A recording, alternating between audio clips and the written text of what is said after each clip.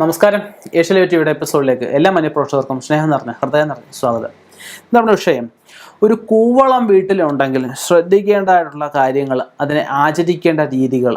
അതായത് ശിവസാന്നിധ്യം, ശിവസങ്കല്പത്തിലുള്ള ഒരു വൃക്ഷമാണ് കൂവളം എന്ന് പറഞ്ഞു കഴിഞ്ഞാൽ.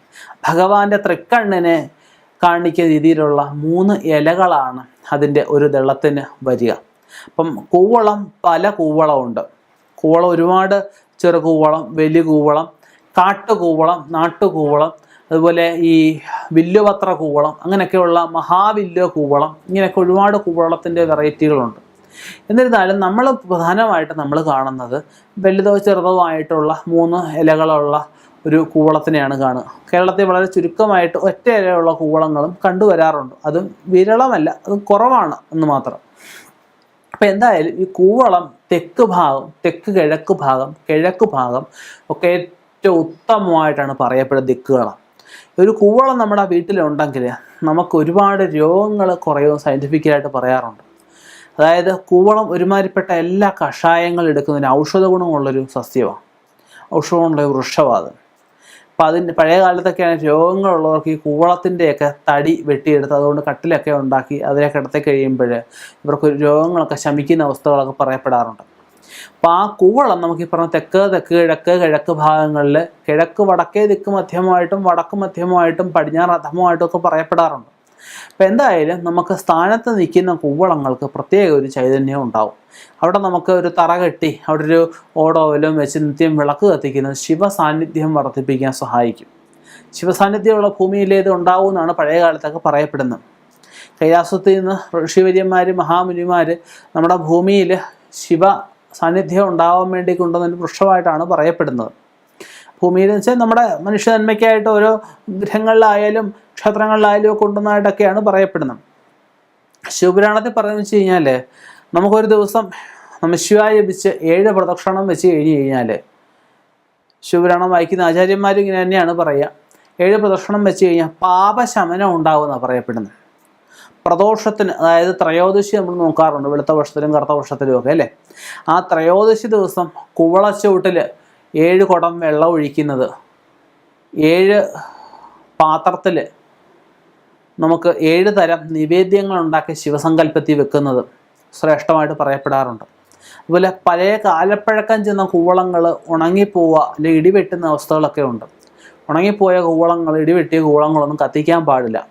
അടുത്ത ക്ഷേത്രങ്ങളിൽ കൊടുക്കുക, അവിടെ നിവേദ്യം വെക്കാനോ അന്നദാനത്തിനോ എന്തെങ്കിലും കാര്യങ്ങൾക്ക് എടുക്കും. പ്രത്യേകിച്ച് ധനം വാങ്ങിക്കാൻ പാടില്ലെന്നാണ് പറയപ്പെടുന്നത്. കൂവളമുള്ള വീടുകളിലൊക്കെ ആണെങ്കിൽ വരത്തുപോക്കം ഉണ്ടാവും. അപ്പോൾ അവിടെ വിളക്ക് കത്തിയിൽ ഒരു കാരണവശാലും മുടക്കാൻ പാടില്ല. ആരെങ്കിലും ഒരാളെങ്കിലും ശുദ്ധമായിട്ട് വന്നിട്ട് ഒന്നും പറ്റിയില്ല ത്രിസന്ധ്യയ്ക്കായാലും വിളക്ക് കത്തിച്ച് വെക്കുക, അത് മസ്റ്റാണ്. ഇനിയും പഴക്കം ചെന്ന കൂവളങ്ങളിൽ ഭസ്മക്കൂവളം എന്ന് പറയാറുണ്ട്. ഇതിൽ ഭസ്മം പൊഴിയുക, അതായത് ത്രിസന്ധ്യയാകുമ്പോൾ നല്ല ഭസ്മത്തിൻ്റെ മണം വരും. നല്ല ഭസ്മം, ശുദ്ധമായിട്ടുള്ള പഴയ കാലത്ത് നമുക്ക് ചില മരുന്നുകളോട് ചേർത്ത് ചാണകത്തിൽ ചേർത്ത് ഉണക്കി ശിവരാത്രിക്ക് ചുറ്റെടുക്കുന്ന ഭസ്മം ഉണ്ടല്ലോ, ആ ശുദ്ധമായ ഭസ്മത്തിൻ്റെ മണം വരികയും ഇതിൻ്റെ തൊലികളിൽ ഭസ്മം പോലെയുള്ള നിറത്തിലുള്ള പൊടി പറ്റിയിരിക്കുകയും ചെയ്യും. അപ്പം അങ്ങനെയൊക്കെയുള്ള കൂവളങ്ങൾ നമുക്ക് പഴയ കാലത്ത് നിധികോശ ധനായാമം എന്ന് വെച്ച് കഴിഞ്ഞാൽ ഒരു പ്രമാണം അനുസരിച്ചിട്ട് ഇത് നിധികൾ പോലും ഉള്ളതായിട്ട് പറയപ്പെടുന്നുണ്ട്. ഇതിൻ്റെ അടിയിലൊക്കെ എന്ന് വെച്ചാൽ പറഞ്ഞാൽ കൂവളം വെട്ടണം, അല്ലെങ്കിൽ അടിയിൽ നിധി എടുക്കണം എന്നല്ല ഞാൻ പറഞ്ഞ്, അർഹതപ്പെട്ടവർക്കേ കിട്ടത്തുള്ളൂ എന്ത് തന്നെ ആയാലും.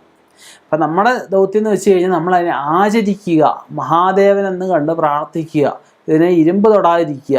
ഈ ക്ഷേത്രങ്ങളിലേക്ക് കൂവളത്തിൽ എടുക്കണമെങ്കിൽ പോലും നമ്മൾ തൈപ്പ് കെട്ടി ഒടിച്ചെടുക്കുക ചെയ്യേണ്ടത്. ഇരുമ്പൊരു കാരണവശാലും കൂവളത്തിടാൻ പാടില്ല. അതിനെ നമ്മൾ വൃത്തിയായിട്ട് തറ കെട്ടി അതിനെ സംരക്ഷിക്കണം. അശുദ്ധമായിട്ടുള്ള ഒരു വസ്തുക്കളും അതിനെ ചവിട്ടിക്കൊണ്ടിടാൻ പാടില്ല. ക്ഷേത്രങ്ങളിലെ ഭഗവാന് ചാർത്തിയ മാലകൾ കൊണ്ട് സമർപ്പിക്കാം, ക്ഷേത്രങ്ങളിലെ പ്രസാദങ്ങൾ കൊണ്ടിടാം. എന്നുവെച്ചാൽ ക്ഷേത്രങ്ങളിൽ നമ്മൾ കഴിച്ചതിൻ്റെ ബാക്കിയുള്ള നിവേദ്യങ്ങൾ കൊണ്ട് സമർപ്പിക്കാൻ പാടില്ല. അതുപോലെ ഈ കൂവളത്തറയിൽ എന്തെങ്കിലുമൊക്കെ ജീവികളൊക്കെ ചത്ത് കിടന്നാൽ നമുക്ക് വരാൻ പോകുന്ന അനർത്ഥങ്ങളെ അവിടെ കാട്ടിത്തരുന്നത്. കൂവളത്തലയിൽ വിളക്കത്തിനും കൂവളത്തറയിൽ വിളക്കത്തിനും തുടങ്ങിക്കഴിഞ്ഞാൽ ഒരിക്കലും മുടക്കാൻ പാടില്ല എന്ന് പറയും. അങ്ങനെ കൂവളമായിട്ട് ബന്ധപ്പെട്ട് ഒരുപാട് കാര്യങ്ങളുണ്ട്. ചേരാണെങ്കിൽ എന്തെങ്കിലും കാര്യങ്ങൾ ഇപ്പം ഉദാഹരണം, വീടിൻ്റെ ഫ്രണ്ടിലാണ് കൂവളം നിൽക്കും, വീട്ടിൽ കടമുറി പണിയണം, വീടിന് വേറെ പണിയണം, നമ്മളൊന്നും നോക്കാതെ വേണ്ടി കൂവളം വെട്ടും. കൂവളം വെട്ടുന്നതൊക്കെ വളരെ ദോഷമാണ്. അതൊക്കെ സ്ഥാനത്ത് നിൽക്കുന്നതാണ് ശിവചൈതന്യമൊക്കെ ഉണ്ടായത് ആവാഹിച്ച് മാറ്റി വേറെ ഒരു സ്ഥാനത്ത് നമുക്ക് വേറൊരു കൂവളം വെച്ച് ഇതിലെ ചൈതന്യം അതിലോട്ട് സന്നിവേശിപ്പിച്ച ശേഷം മാത്രമേ ഇതിൽ നമുക്ക് വെട്ടാവൂ. അതും വെട്ടുന്ന ദിവസമൊക്കെ നോക്കിയിട്ട് വേണം വെട്ടാനായിട്ട്. വെട്ടിയാലും ഇത് നമ്മൾ കൊടുത്ത് വില വാങ്ങിക്കാൻ പാടില്ല. അങ്ങനെയുള്ള കുറേ കാര്യങ്ങൾ കൂവളത്തിൽ ശ്രദ്ധിക്കാനുണ്ട്. അപ്പം ചില വീടുകളിലൊക്കെ കണ്ടില്ലേ, പെട്ടെന്ന് ഇഷ്ടം പോലെ കൂവളങ്ങൾ ഇതിൻ്റെ വേര് പൊട്ടിക്കിളിക്കുന്ന അവസ്ഥയാണ്. കൂവളം അയ്യ നിറച്ച് കൂവളമായിരിക്കും. ഇവിടെ ശിവ അനുഗ്രഹം, ശിവപ്രീതി തീർച്ചയായിട്ടും ആ ഭൂമി കാണും. ഒരുപാട് ശിവപ്രീതി അല്ലെങ്കിൽ ഒരുപാട് ശിവൻ്റെ ആയിട്ടുള്ള സാന്നിധ്യം കൂടിക്കഴിഞ്ഞാൽ അവിടെ സ്ഥാനം കൊടുക്കേണ്ട അവസ്ഥയൊക്കെ വരാറുണ്ട്. ഇപ്പം ചില ഭവനങ്ങളിൽ ചെല്ലുമ്പോൾ മുക്കുറ്റി ഭയങ്കരമായിരിക്കും, കറുക ഭയങ്കരമായിരിക്കും, ദശപുഷ്പം ഭയങ്കരമായിരിക്കും, തുളസി ഭയങ്കരമായിരിക്കും. കറുക മുക്കുറ്റിയെ ഗണപതിയാണ് കണക്കാക്കുന്നത്, ദശപുഷ്പം ഭഗവതിയാണ് കണക്കാക്കുന്നത്.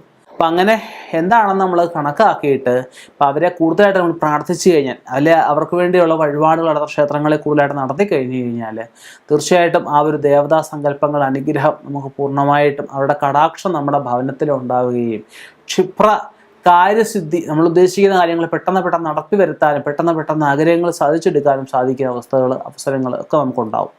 അപ്പം അങ്ങനെ ഈ കൂവളം മറ്റ് ദേവവൃക്ഷങ്ങളൊക്കെ ഉള്ള ഭൂമിയിൽ ആചരണങ്ങൾ എപ്പോഴും ശ്രദ്ധിക്കുക. ഇതൊക്കെ വെട്ടിമാറ്റുന്നുണ്ട് വളരെയധികം ശ്രദ്ധിച്ച് വളരെയധികം അത് ഭയഭക്തി ബഹുമാനത്തോടെ അതിനെ ആചരിക്കുക. തീർച്ചയായിട്ടും ഉന്നതി ഉണ്ടാവും, സംശയിക്കേണ്ട കാര്യമില്ല.